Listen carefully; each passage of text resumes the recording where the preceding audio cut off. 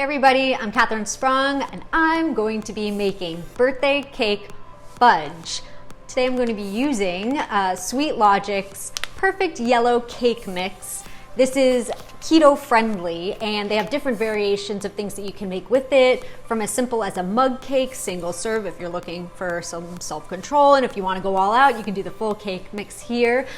This recipe will be with their keto mix.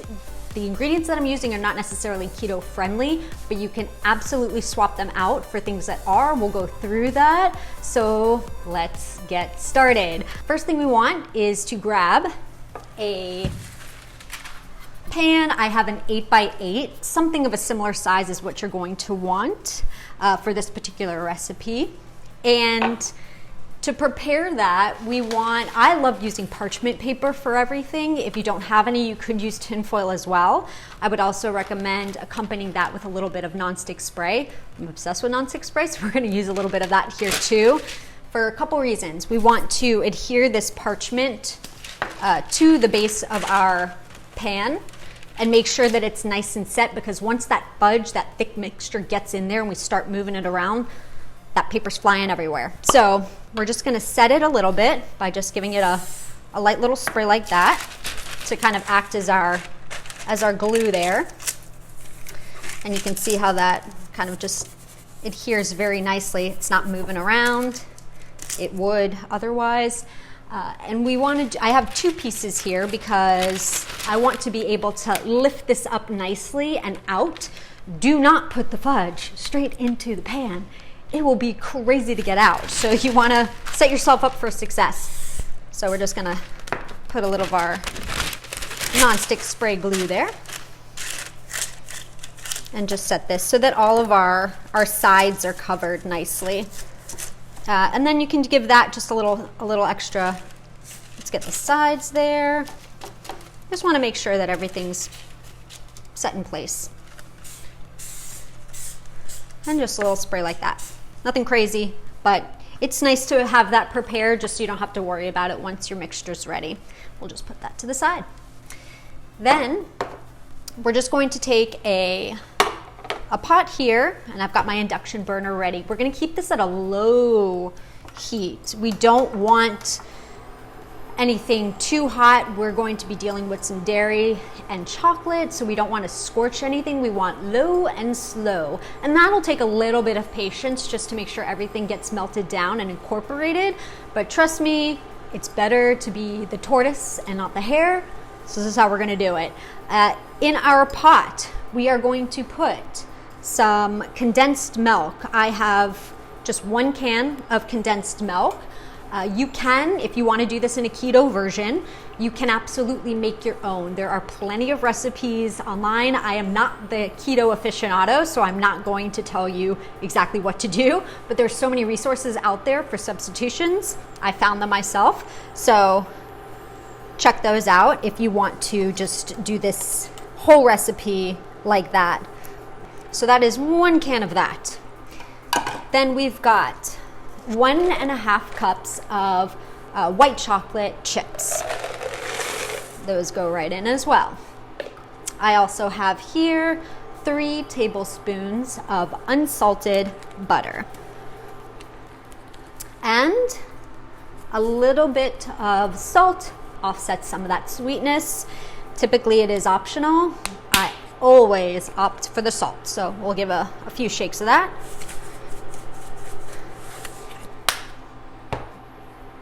And then the patience comes in and we just stir. So we're going to just stir to start to get everything incorporated. Of course, it's not going to start melting down really until everything is, fully incorporated and it's hot enough to do that. But we're just going to be patient. We're going to mix everything. What I want you to do too is just constantly stirring and mixing so that chocolate also doesn't get stuck to the bottom.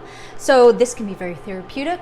Put on a podcast, listen to your favorite music while you do it, and you want to just keep stirring until it's nice and silky and smooth.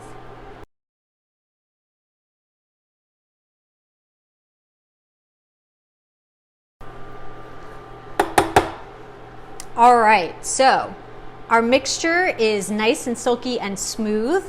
You want to turn off the heat, I like using these cooling racks just so that we can,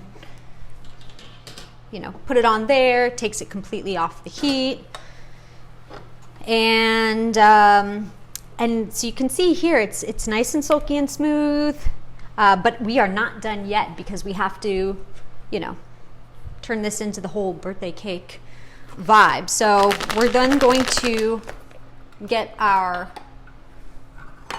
yellow cake mix here, and we're going to use a cup and a half of that as well. In we go. And then we're just going to stir that, get all of that in there combined. And that's going to help thicken it up too. Typically the fudge is going to be quite thick and you're gonna get an incredible arm workout. So also, who needs a gym? Just make fudge, and this is the workout, and then you reward yourself afterwards. It's a cycle, go with it. But this cake mix is going to be that component too that's going to help thicken it up. So you'll see me struggle, it's okay. We'll get it all in there.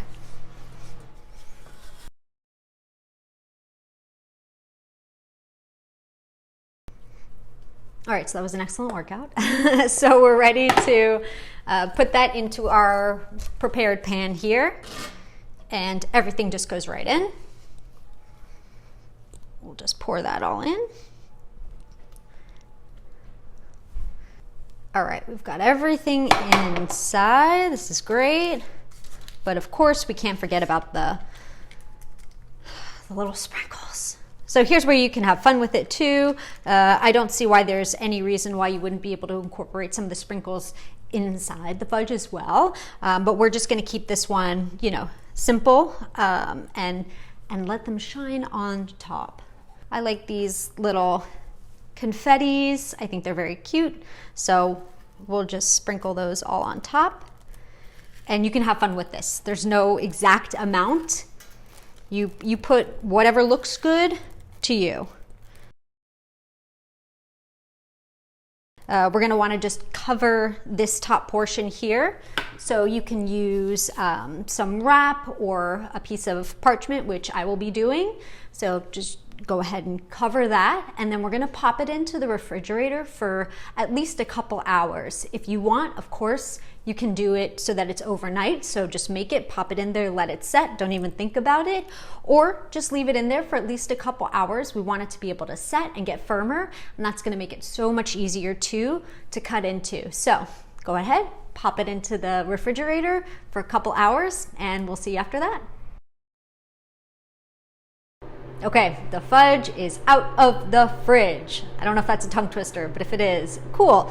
So we're ready to take this out of our pan, slice it up, and try it. So we're gonna peel off our little protective layer of parchment that we put on there. It's nice and beautiful.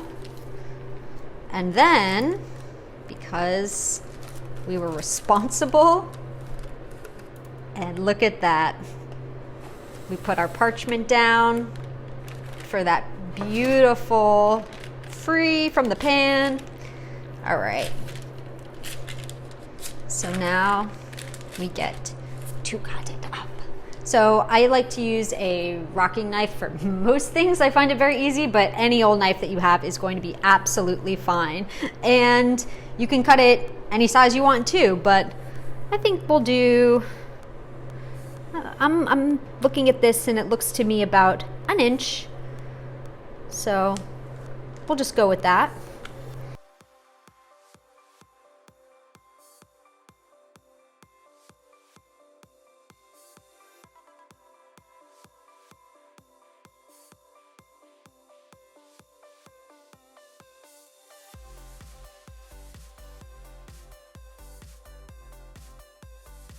Okay, so it's all cut up. Let's try it. We've got, I'm gonna take a smaller piece just for this because I have this whole thing to eat later, so it's totally fine. Okay, so I'll also mention this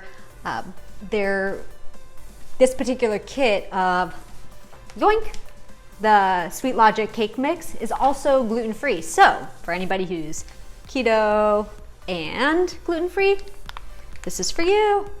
And this fudge, gluten-free as well. Not dairy-free, but you know. You guys, birthday party fudge. It's like literally a birthday cake, bite-sized into fudge. It's super indulgent. It is a little bit rich, so you probably don't need to eat a ton unless you want to. I will not tell anybody. But it was so easy to make, so delicious. Then, whenever you are set with what you're going to eat at the moment, just store it in an airtight container in the fridge, or you can freeze it for up to a year. So if you have that kind of self-control, bless your heart. But if you want to eat it in rounds, you can totally pop it into the freezer, airtight container, good to go. Thank you, Sweet Logic, for this. And hope you guys liked the recipe. Hope you liked the video. And I'll see you next time.